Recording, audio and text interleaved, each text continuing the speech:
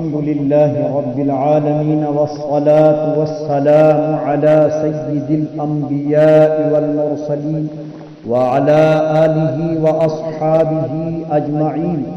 فبعد أعوذ بالله من الشيطان الرجيم. بسم الله الرحمن الرحيم. مثلهم كمثل الذي استوقد نارا فلما أضاءت ما حوله ذهب الله بنورهم وتركهم في ظلمات لا يبصرون. صم بكم عمي فهم لا يرجعون. صدق الله العظيم. بزرگان محترم، برادران اسلام، گزشتہ درس قرآن میں آپ حضرات نے یہ بات اچھی طرح سمجھی تھی کہ منافقین نے گمراہی کو ہدایت کے بدلے میں خرید لیا. ایسی تجارت کی کہ جس تجارت کا ان کو کوئی نفع نہیں ہوا اور نہ ان کو ہدایت ملی، نہ ادھر کے رہے نہ ادھر کے رہے، نہ خدا ہی ملا نہ وصال سمجھ. معلوم یہ ہوا کہ جن لوگوں کو اللہ کے نبی صلی اللہ علیہ وسلم نے قرآن کریم کی آیتیں پڑھ کر سنائی، کھول کھول کر ترجمہ کر کے سنا دیا اور تفسیر سنا دی اور ہر آیت کا شان نزول ظاہر فرما دیا، ہر آیت پاک کے مطلب اور معنی کو بتلا دیا، پھر بھی لوگ باز نہیں آئے. منافقین لوگ باز نہیں آئے. ان کی زبان پر کچھ ہوتا تھا، دل میں کچھ ہوتا تھا، ان کی صبح کچھ ہوتی تھی، شام کچھ ہوتی تھی، وہ تو گرگٹ کی طرح رنگ بدلنے پر لگے رہے. چنانچہ اسی طرح سے ان کی دنیا بھی برباد ہو گئی اور آخرت بھی برباد ہو گئی. آگے اللہ ایک واضح مثال دے کر اگلے لوگوں کو سمجھانا چاہتے ہیں کہ تم غلط فہمی میں مبتلا مت رہنا، مغالطے کی زندگی مت گزارنا، تم ایسے مت ہو جانا جیسے پچھلے لوگ ہو گئے تھے. ان کے تکبر کی وجہ سے، انکار کی وجہ سے، بڑا بننے کی وجہ سے، تعصب اور حسد کی وجہ سے اللہ نے ان کو ہلاک و برباد کر دیا. ان کی مثال ایسی ہے، مثلهم كمثل الذي استوقد نارا. ان لوگوں کی مثال، منافقین کی مثال، دوغلے لوگوں کی مثال، دو رخے لوگوں کی مثال کیا ہے؟ کمثل الذی استوقد نارا، جیسا کہ کسی شخص نے آگ جلائی. فلما اضاءت ما حولہ، پس جب اس روشنی نے اپنے ارد گرد کے ماحول کو منور کر دیا، روشن کر دیا. فلما اضاءت ما حولہ ذهب اللہ بنورہم، اچانک وہ روشنی ختم ہو گئی، اندھیرا چھا گیا. وَتَرَكَهُمْ فِي ظُلُمَاتٍ لَا يُبْصِرُونَ، اور ان کو ایسے اندھیروں میں چھوڑ دیا گیا کہ ان کو کچھ بھی نظر نہیں آیا. جب آدمی روشنی کے ماحول میں ہوتا ہے تو پھر اس کا دل و دماغ بھی روشن ہو جاتا ہے، لیکن جب وہ اندھیرے میں ہوتا ہے تو آدمی کا دل و دماغ اندھیرے کے اثر سے متاثر ہوتا ہے. روشنی سے آدمی کا دل و دماغ متاثر ہوتا ہے، روشن ہوتا ہے، منور ہوتا ہے. اندھیرے سے بھی آدمی کا دل و دماغ کیسا ہو جاتا ہے؟ متاثر ہو جاتا ہے. دل و دماغ پر اندھیرا چھا جاتا ہے. تو یہاں روشنی سے مراد ہدایت ہے اور اندھیرے سے مراد گمراہی ہے. اللہ نے کیا عجیب مثال دے کر سمجھایا. وَتَرَكَهُمْ فِي ظُلُمَاتٍ لَا يُبْصِرُونَ، اور اس روشنی نے ختم ہو کر ان کو ایسے ماحول میں چھوڑ دیا کہ کچھ نظر نہیں آیا. آگے اللہ نے عجیب و غریب بات ارشاد فرمائی. اگر آپ عربی جانتے بڑا مزہ آ جاتا. جب آدمی کو حق نظر نہ آئے اور حق بات نہ سنے، حق بات دل پر اثر نہ کرے اور سنی کو انسنی کریں. پھر اللہ نے کیا فرمایا؟ صم بکم عمی فہم لا یرجعون. یہ لوگ اندھے بہرے گونگے ہو گئے. فہم لا یرجعون، حق کی طرف کبھی رجوع نہیں کریں گے.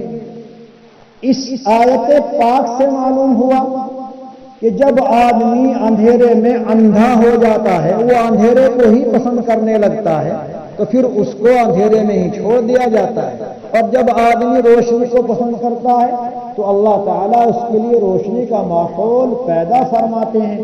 مطلب یہ ہوا کہ لوگوں کو قرآن سنا دیا گیا، اللہ کے رسول کی زندگی ان کے سامنے نمونہ، صحابہ کی زندگی ان کے سامنے نقشہ، صحابہ کے اعمال ان کے لیے نمونہ، صحابہ کی سیرت ان کے لیے نمونہ، رسول اکرم علیہ الصلاۃ والسلام کا ایک ایک عمل نمونہ. اس کے باوجود بھی تمام دلیلوں کو بے بنیاد قرار دیا، قرآن کو جھٹلایا، تکذیب کی، رسول اکرم صلی اللہ علیہ وسلم کی تکذیب کی، اور یوں کہا یہ تو بشر کا کلام ہے. پھر ان سے کہا گیا اچھا اگر تم اس کو بشر کا کلام سمجھتے ہو، کسی انسان کا کلام سمجھتے ہو، تم اس جیسی ایک صورت بنا لاؤ. سارے ہکے بکے رہ گئے. بڑے بڑے فصیح اللسان بلیغ الکلام جن کے سامنے عربی زبان ہاتھ جوڑتی تھی، جو قادر الکلام تھے اور عربی پر انہیں مہارت تامہ حاصل نہیں، وہ لوگ گھٹنے ٹیک گئے اور کہا کہ نہیں، یہ قرآن تو قرآنی ہے، ہم اس کا بدل، ہم اس کا متبادل کبھی تیار نہیں کر سکتے. بڑے بڑے شعراء کو بلایا گیا، لیکن کیا مجال، یہ تو اللہ کا کلام ہے. اللہ نے فرمایا کہ یہ میرا کلام ہے، یہ پیغمبر کا کلام نہیں، یہ پیغمبر کی زبان سے تم سن رہے ہو. کلام میرا ہے، زبان پیغمبر کی ہے، سنتے جاؤ، سمجھتے جاؤ. مگر ان لوگوں نے انسنی کر دی تو اللہ نے ان کے انجام کو بیان فرمایا. صم بکم عمی فہم لا یرجعون، ہمیشہ کے لیے اندھے بہرے گونگے ہو گئے، کبھی بھی حق کی طرف نہیں آ سکتے. معلوم یہ ہوا کہ طلبگاروں کو ہدایت ملتی ہے، طلبگاروں کو نعمتیں ملتی ہیں، طلبگاروں کو ایمان کا سرمایہ ملتا ہے، طلبگاروں کو ایمان کی نعمت ملتی ہے، اور بے طلبوں کو، ناقدروں کو، ناشکروں کو، نافرمانوں کو، باغیوں کو اللہ نے ہمیشہ کے لیے یہ بات سمجھائی. صم بکم عمی فہم لا یرجعون، یہ تو اندھے بہرے گونگے ہو گئے، ان کی صلاحیت سلب ہو گئی، نہ دیکھ سکتے، نہ بول سکتے، نہ سن سکتے، اس لیے یہ تو ساری زندگی کفر و دلالت میں ہی گزاریں گے. دونوں آیت پاک ہمیں یہ بتلا رہی ہیں کہ اللہ تبارک و تعالی کی ذات پر، اس کی قدرت پر، اس کے کلام پر، اس کی صفات پر، اس کے دین پر اگر ہم عمل پیرا رہے تو ہم کامیاب ہوں گے. خدا نہ خواستہ اگر ہمارا ذہن نہ بدلا، اگر ہمارا یقین صحیح نہ ہوا، اگر ہماری زندگی میں صحیح اعمال نہ آئے، اگر ہم نے گمراہی کو نہ چھوڑا، اگر ہم نے کفر و شرک کو نہ چھوڑا، اگر ہم نے نفاق کو نہ چھوڑا، اگر ہم نے دوغلے پن کو نہ چھوڑا، تو ہم بھی اسی آیت کے مصداق بن سکتے ہیں. اللہ کرے کہ ہم ایسے نہ بنیں. اللہ ہم سب کو ایمان کی دولت پر اللہ استقامت نصیب فرمائے. تو آیت پاک کا خلاصہ یہ ہوا کہ اللہ تبارک و تعالی نے پوری انسانیت کو سمجھایا، اور جو لوگ نہیں سمجھے ہمیشہ کے لیے گمراہ ہو گئے. جن لوگوں نے سمجھا، سنا، مانا، عمل کیا، اللہ نے ہمیشہ ہمیش کے لیے انہیں کامیاب کر دیا. اللہ نے گزشتہ آیت میں ہمیں مژدہ سنایا، اولئک علی ھدی من ربہم واولئک ھم المفلحون. جو غیب پر ایمان رکھتے ہیں، نمازوں کو قائم کرتے ہیں، اللہ کے دیے ہوئے رزق میں سے خرچ کرتے ہیں، اور آسمانی تمام کتابوں پر ایمان و یقین رکھتے ہیں، قیامت کے دن پر ایمان و یقین رکھتے ہیں، اور قرآن میں شک نہیں کرتے، قرآن کو منزل من السماء من جانب اللہ سمجھتے ہیں، اللہ کا کلام تسلیم کرتے ہیں، فرمایا وہی لوگ ہیں کہ جن کو ان کے رب کی طرف سے ہدایت مل گئی، وَأُولَئِكَ هُمُ الْمُفْلِحُونَ، یہی لوگ دنیا و آخرت میں کامیاب ہیں۔ اللہ ہمیں ان آیتوں کا مصداق بنا دے۔ آخر میں عرض کرنا، میرے بزرگوں اور دوستوں، آج کل تراش خراش کا مسئلہ بہت چل رہا ہے۔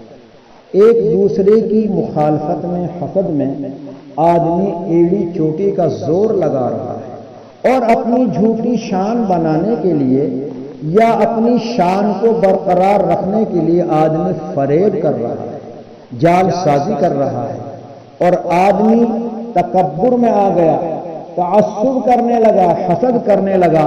یہ تعصب، تکبر، حسد کی بیماریاں دل کی بیماریاں ہیں میرے بزرگوں۔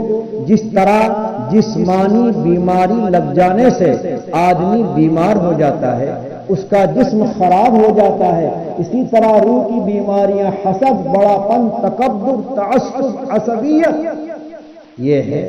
معلوم یہ ہوا کہ نہ تو آدمی احساس برتری کا شکار بنے کہ میں تو سب سے بڑا ہوں، نہ احساس کمتری کا شکار ہو کہ میں کچھ نہیں ہوں، میرے پاس کچھ نہیں ہے، رونے روتا نہ پھرے۔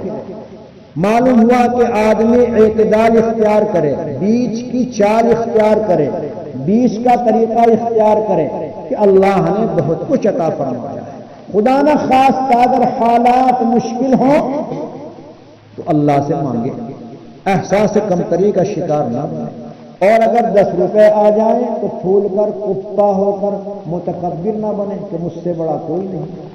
اللہ نے فرمایا جو آدمی تکبر کرتا ہے وہ آدمی مجھ سے اعلان جنگ کرتا ہے۔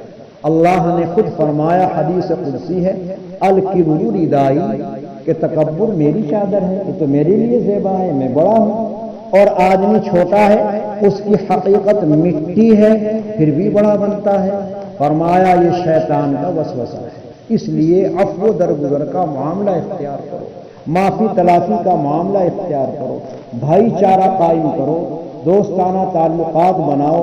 اگر کہیں خاندانوں میں، قبیلوں میں، محلوں میں بگاڑ ہوتا نظر آ رہا ہے تو ہر ایک مسلمان کی ذمہ داری ہے کہ مصالحت کرائے، اور اپنی زبان سے یا اپنے کسی عمل سے کسی کو تکلیف نہ پہنچائے۔ غلطی ہو جائے تو درگزر کا معاملہ کرو۔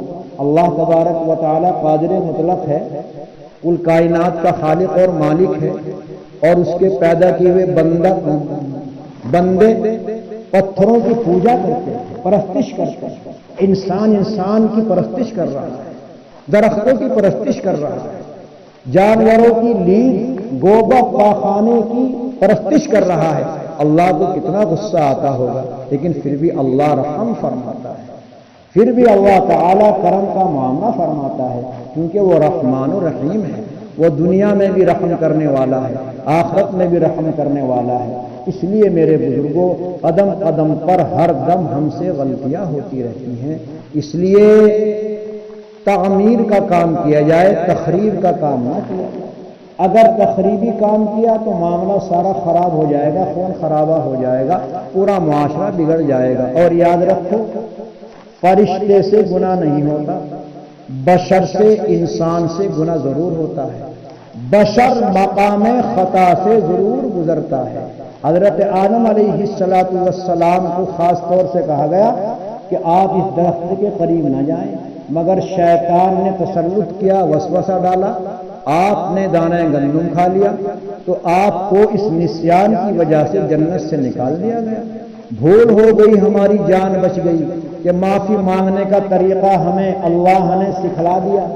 جب جنت سے نکال دیا گیا تو پریشان حال پھرتے رہے، اور بدن سے کپڑے بھی اتار لیے گئے، درختوں کے پتوں سے اپنے بدن کو چھپاتے پھرنے لگے۔ اللہ کو رحم آیا کہ اچھا معافی مانگو، اے پروردگار کس طرح معافی مانگے، کیسے توبہ کریں؟ فرمایا اس طرح کہو، ربنا ظلمنا انفسنا وان لم تغفر لنا وترحمنا لنکونن من الخاسرین۔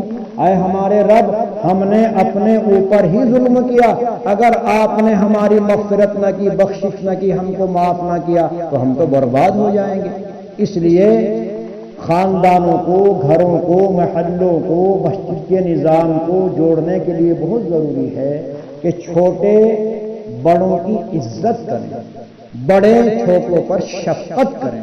جب یہ معاملہ ہوگا تو انشاءاللہ بگاڑ نہیں ہوگا۔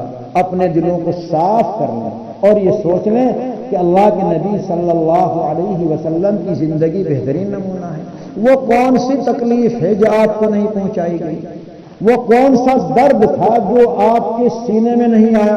آپ علیہ الصلوۃ والسلام کے کلیجے میں جو درد تھا وہی امت کے ہر فرد کے کلیجے میں ہوگا تو تعمیر ہوگی ورنہ تخریب ہوگی۔ نبی پاک صلی اللہ علیہ وسلم نے ارشاد فرمایا کہ بگاڑ کرنے والوں کا انجام بہت برا ہے، سدھار کرنے والوں کا انجام بہت شاندار ہے۔ اللہ کے نبی نے فرمایا جب آدمی سلام کرتا ہے، مصافحہ کرتا ہے، اللہ کی رضا کے لیے کرتا ہے تو اللہ سلام کرنے والے کو بھی، سلام کا جواب دینے والے کو بھی معاف فرماتا ہے۔ حکم ہے کہ جب سلام کرو تو یوں کہو یغفر اللہ لنا ولکم۔ کسی نے سلام کیا، آپ کو دعا دی السلام علیکم، اللہ تمہیں خوش رکھے، جواب دینے والا بھی کہتا ہے اللہ تمہیں بھی خوش رکھے۔ پھر کہتے ہیں یغفر اللہ لنا ولکم، اللہ تمہاری بھی مغفرت کرے، ہماری بھی مغفرت کرے۔ اس لیے آپ کو درگزر کا معاملہ کرنا چاہیے۔ معافی کو اللہ پسند فرماتے ہیں، اللہ عفو کریم ہے۔ آپ نے فرمایا میں معافی کو پسند کرتا ہوں۔ اللہ کا رحم اللہ کے غصے پر غالب ہے۔ اللہ ہم سب کے دلوں میں نرمی، شفقت اور محبت پیدا فرمائے۔ اس کے بعد آپ کی خدمت میں عرض یہ ہے کہ ماشاءاللہ گجرات سے آپ کی مسجد میں جماعت آئی ہوئی ہے۔ یہ لوگ ہجرت کر کے آپ کے اتراکھنڈ میں تشریف لائے ہیں۔ اللہ کا فضل ہے یہ لوگ یہاں تشریف لائے ہیں۔ ان کی نصرت کرنا، دیکھ بھال کرنا مقامی حضرات کی ذمہ داری ہے۔ ماشاءاللہ کسی نہ کسی درجے میں آپ کر رہے ہیں۔ اب جماعت نکلنے کی کیا ترتیب ہے وہ آپ بتائیں۔